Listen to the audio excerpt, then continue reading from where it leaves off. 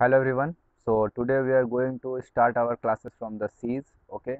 Because in our previous chapter in our previous class we have just learned about what? About oceans and the types of oceans.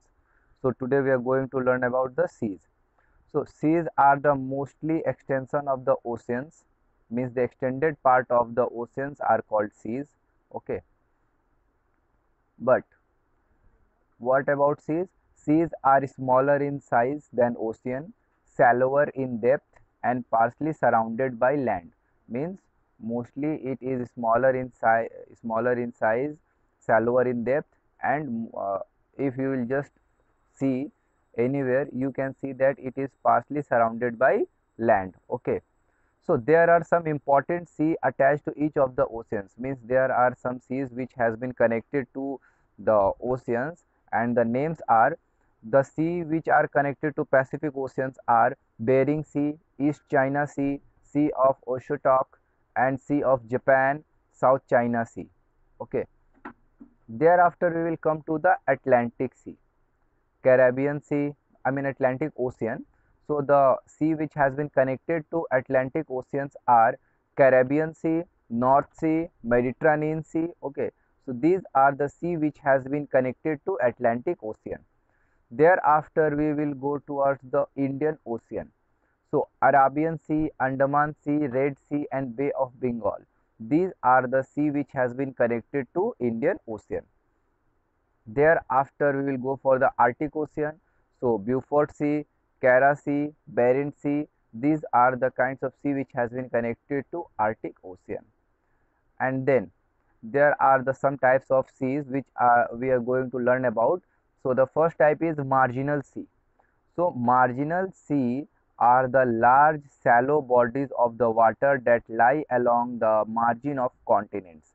Means as you can see in this picture, the outer portion of the continent makes a margin type line, okay, and the sea or the oceans, the sea which has been connected to this coastline or the margin is called margin sea, and margin sea are partially closed by peninsula or island, means it is just attached to peninsula or islands, and it separate a coastal zone to the open ocean. Means the ending part of the land which has been connected to water bodies is called coastal zones, okay, and those coastal zones has been separated from the oceans by the help of sea, and the kind of sea which is going to do that is marginal sea. Okay, so thereafter we will go for the some examples of marginal sea: the English Channel, Caribbean Sea, Bering Sea and Arabian Sea. Then the second type is inland sea. So inland sea that are completely surrounded by landmass, means the sea which is completely surrounded by landmass are called inland sea. So the examples are Black Sea, South China Sea, Caspian Sea. These are the inland seas. Okay. Thereafter we will go for the some importance of oceans and seas. So, ocean and seas influence the world climate and weather pattern by absorbing heat from the sun and transferring it to the colder part of the earth. Means whenever we can say, in our previous classes we have just learned about the land breeze and sea breeze. Okay, so these kind of things which is going to happen here. Okay, by absorbing the heat from the sun, it transfer that wave to the colder part of the earth. Okay, so thereafter on the second point we will go for the life on earth.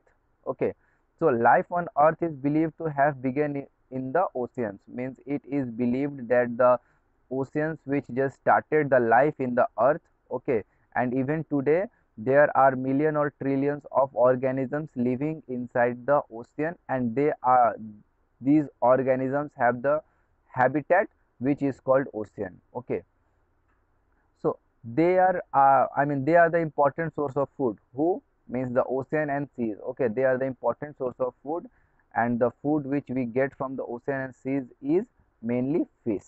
Okay,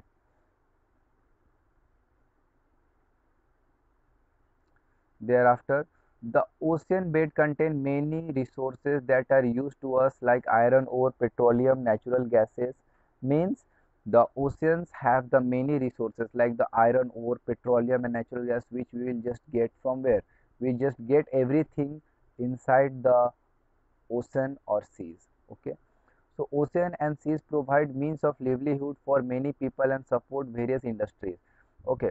So just to support the ocean, I mean just to support many different kinds of industries, the survival or the presence of ocean and seas are very important, so they can just throw their waste product or they can utilize the water of the ocean and sea for their various purpose.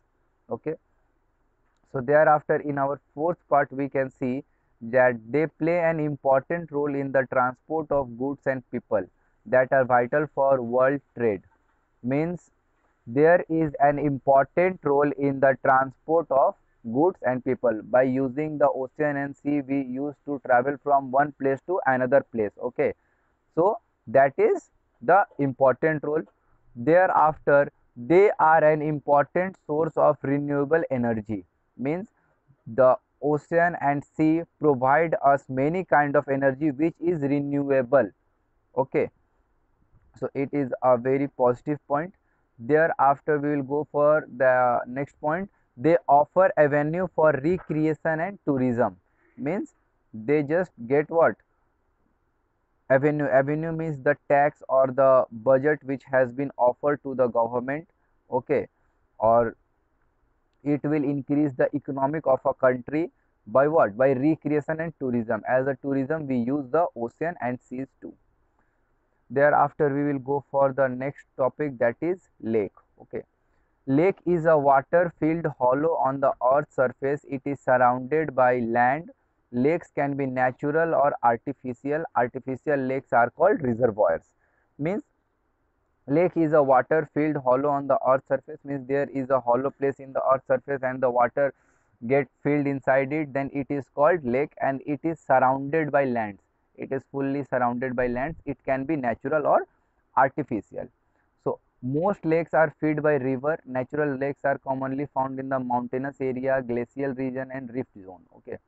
So mainly the most of the lakes has just get their water from the rivers. Okay. And they are commonly found in mountainous area, glacial region and rift zone. Okay. Lakes are formed in different ways, sometimes as a glacier, a huge mass of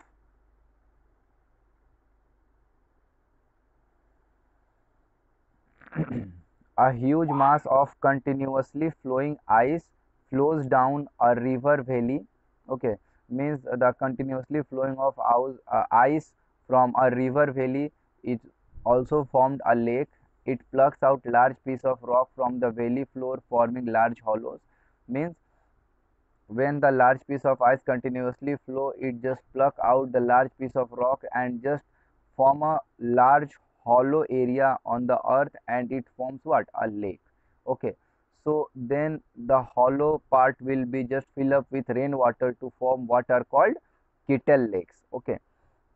Most of the North American lakes were formed like this. So in the North America most of the lakes has been formed just like this. So the examples are Lake Onega in Russia, Seven Rila lakes in Bulgaria, Lake Tomasong, Lake Somgo in Sikkim. So and thereafter India are also example of glacial lake. So in India there are several kinds of glacial lakes has been present. Thereafter caldera. So caldera lakes form when water collects in the crater and caldera left behind after a volcanic eruption. Okay. So caldera is a type of lake which forms when the water collects in craters or calderas left behind after a volcanic eruption. Means there is a volcanic eruption has been happened and the hollow portion of area has been present, and after that what? The water started to get collected by rainwater. Okay. So then it will form a caldera, and the examples are Crater Lake in Oregon, USA, Quilota Lake in Usador. Okay. So these are the examples of crater lakes. Thereafter, the next point is oxbow. Oxbow lakes from when a meander is cut off from the main river. So when the meander means, as I had just told you in the previous class, as the source of the river, when there is a curve of a river path is called meander. Okay, so from that curve, if a water bodies has been cut off their part to the another area, okay, and get separated, is called oxbow lakes. Okay, so the example are Kanwar Lake in Bihar. India is one of the Asia's largest oxbow lakes. Means in India there are a lot of oxbow lakes has been present. Thereafter we will go for the rift lakes. When the water collect in Rift Valley depression caused by subsidence, means as I had just told you about Rift Valley in the previous classes, in the previous chapter. So when there is a depression has been pushed inside the earth, it will form a rift valley, and thereafter